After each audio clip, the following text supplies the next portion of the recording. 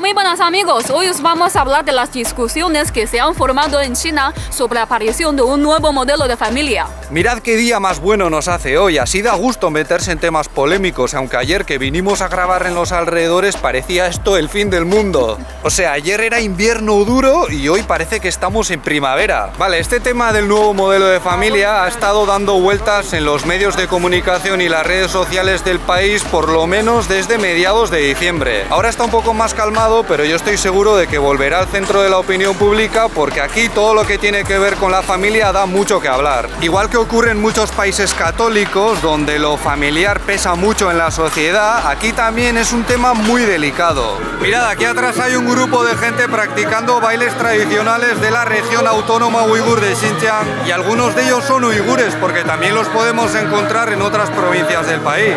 En Changsha, por ejemplo, hay unos cuantos restaurantes que ofrecen su comida y por supuesto también hacen vida social, como podéis verlos aquí luciendo sus tradiciones.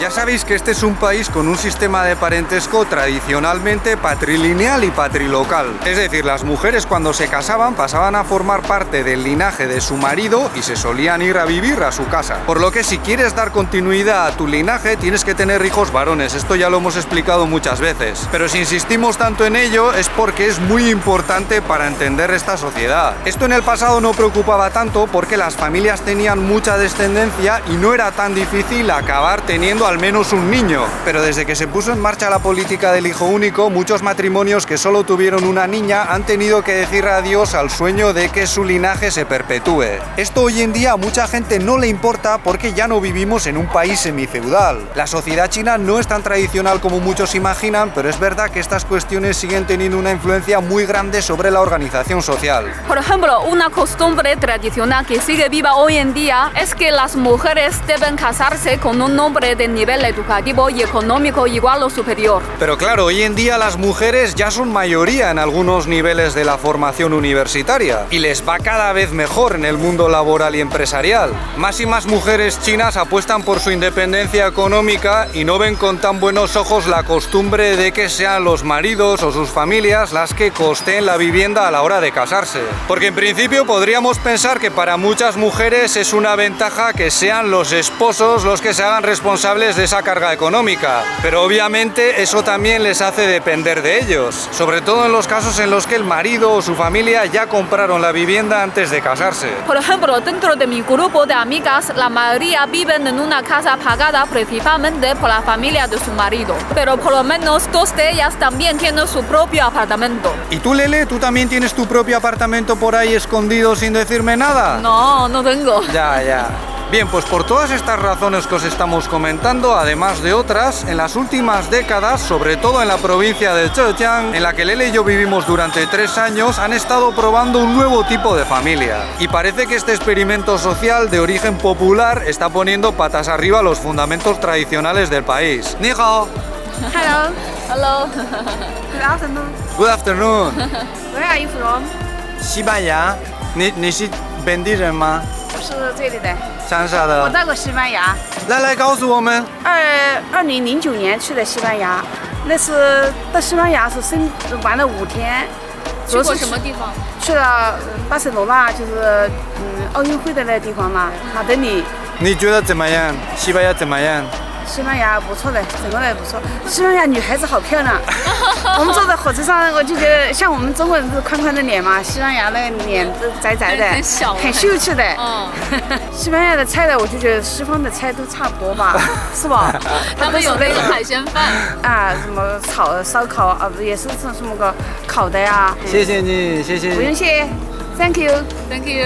Bye bye, bye bye. Este nuevo modelo de familia en chino se llama liantohun, que podemos traducir como matrimonio de dos cabezas o dos lados. En lo esencial consiste en que la parte materna y paterna de la familia tengan el mismo peso, las mismas responsabilidades y los mismos derechos. Es una forma de casarse y formar una familia a partes iguales y puede afectar a cuestiones que van desde el apellido hasta las herencias. Por ejemplo, muchas de estas familias, si necesitan comprar vivienda, lo hacen a medias. Y no es raro que que, por ejemplo, intenten buscar un equilibrio entre el tiempo que se pasa con la familia de la esposa y del esposo. Porque según la tradición, como la esposa se viene a vivir conmigo, donde mi familia, y somos nosotros los que aportamos la vivienda, mis padres también tienen más derecho a pasar tiempo con nosotros y con nuestros hijos. Y además también tendrían ciertas ventajas o privilegios de cara a su jubilación. O sea, ellos tendrían cierta prioridad a la hora de recibir cuidados en la tercera edad. Y algunos pensaréis, pues vaya tonterías, y esto pasa en España y en muchos países hispanohablantes desde hace un montón de tiempo. Sí, pero la cosa va más allá, cuidado.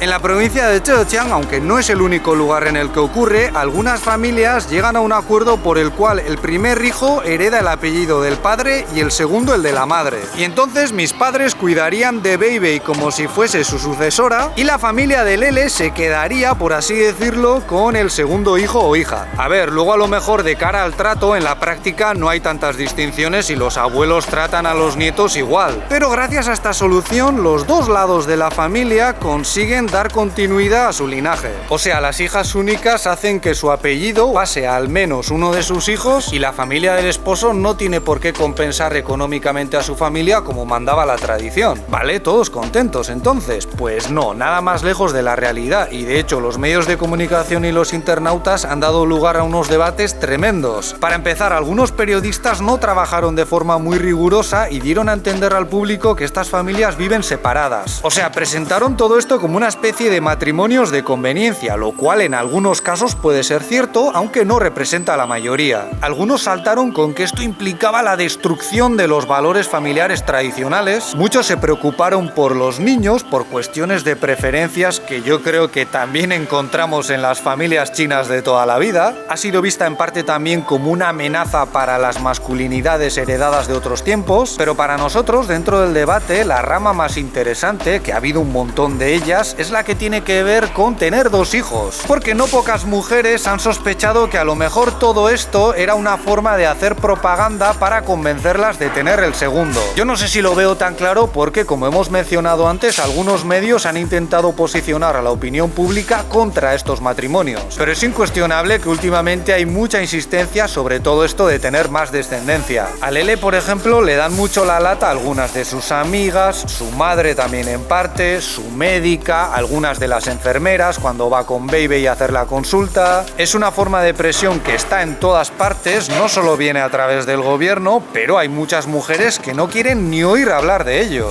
Pero a ver, todo esto de las opiniones es muy vago. ¿Tenéis datos sobre ello? Pues sí, hace poco se ha hecho una encuesta en la que han participado más de 100.000 personas y la mayoría, prácticamente la mitad de los que respondieron, ven con buenos ojos este nuevo tipo de familia. Solo un 16% dijo que no lo apoyaba porque iba contra la tradición, aunque es posible que muchos de los que participasen fuesen población joven. Yo, como hijo adoptivo de esta sociedad, lo veo bastante bien, creo que es una buena solución para los nuevos tiempos. Es más igualitario y tampoco supone un abandono total de la tradición. Además, tanto en China como en muchos otros países o culturas, la tradición es la teoría. Luego, en la práctica, a lo largo de la historia, muchas personas o familias han hecho lo que más les convenía. Por ejemplo, cuando os hablamos de los matrimonios fantasma, ya os explicamos que aquello fue una especie de trampa para conseguir la continuidad del linaje fuese como fuese. De manera que aunque te quedases sin hijos, tu apellido y tu patrimonio pudiesen seguir adelante. Y si aceptaron lo de casarse con muertos, pues ¿por qué no van a aceptar esto de las familias con dos cabezas o con dos lados? Yo lo veo bastante más normal. Mucha gente en China piensa que esto ha sido un debate temporal, pero nosotros creemos que no ha hecho más que empezar. Luego además están los matrimonios del mismo sexo, pero ese ya es otro tema. Mirad, ahí atrás hay un negro que está haciendo una transmisión en vivo, está cantando canciones populares en chino y lo hace como si fuese nativo. Sí. De hecho, acabamos de buscar en internet y es bastante famoso en la ciudad. Tiene muchos vídeos grabados pues así en la calle. Yo no sé cuál es su historia, pero ya he dicho en más de una ocasión que los africanos aprenden el idioma bastante más rápido que la mayoría de los europeos o americanos. La verdad es que me hace sentir un poco vergüenza de mí mismo después de tantos años y no ser capaz de hablar la mitad de bien que él. En cuanto a las leyes, aunque todavía no se contempla el matrimonio homosexual, no habría ningún problema para llevar a la práctica el modelo que hemos explicado hoy. Cada familia puede elegir poner a sus hijos el apellido del padre o de la madre. Y ya sabéis que nosotros elegimos poner a Beibei el de Lele, que es el mismo que el de la abuela. Podíamos haberle puesto el mío también, pero iba a ser un jaleo desde el punto de vista administrativo y a mí la verdad es que me da igual. En cuanto a las herencias, tampoco habría ningún impedimento por parte de las autoridades, pero yo creo que sí que surgirían problemas en el seno de la familia. Porque los chinos hasta ahora lo tenían muy fácil con eso del hijo único, pero cuando empiecen a repartir las herencias ya verás qué dramas. En ese aspecto la ley sí que estipula que si los hijos no cuidan debidamente de los padres pueden quedarse desheredados. Y en las familias con varios hijos esto hasta ahora jugaba en contra de muchas hijas que se solían ir a vivir a casa de sus maridos. Si esto implicaba estar muy lejos de sus padres, muchas hijas no podían cuidarlos y perdían parte o toda la herencia. En principio la ley dice que las herencias tienen que dividirse en partes iguales, pero ya sabemos todos que eso es imposible. A nada que haya una vivienda en medio ya se complica muchísimo el asunto. Aunque a lo mejor si se deja todo muy clarito desde el comienzo, en plan, este nieto recibirá lo de los abuelos paternos y el otro lo de los maternos, pero aún así yo creo que todo eso generará un montón de nuevos culebrones de la sociedad china con los que se entretendrá la generación de nuestra hija. Aunque al margen de modelos familiares nuevos o viejos, no sé yo si esto de tener el segundo hijo va a calar. Yo personalmente opino que igual que ocurre en muchos otros países, faltan ayudas o incentivos para ello. Si nos diesen más apoyo económico, a lo mejor yo y otras muchas mujeres nos animaríamos. Pero en estos momentos no hay casi nada de eso. ¿De verdad te vas a animar si te dan dinero, Lele? No sé yo si me lo creo, ¿eh? Claro, a lo mejor el nuevo modelo ese de familia podría servir como incentivo para que los dos lados de la familia se impliquen más en la crianza. Pero no sé yo si eso va a ser suficiente. Y además no hay que olvidarse de que de momento no es más que un experimento, una rareza del país. No sabemos si este tipo de alternativas recibirán el apoyo de los medios de masas, como algunos han insinuado, o si el gobierno las promocionará directamente, cosa que dudo todavía más. Pero si de lo que se trata efectivamente es de animarnos a tener más hijos, va a hacer falta algo más que eso.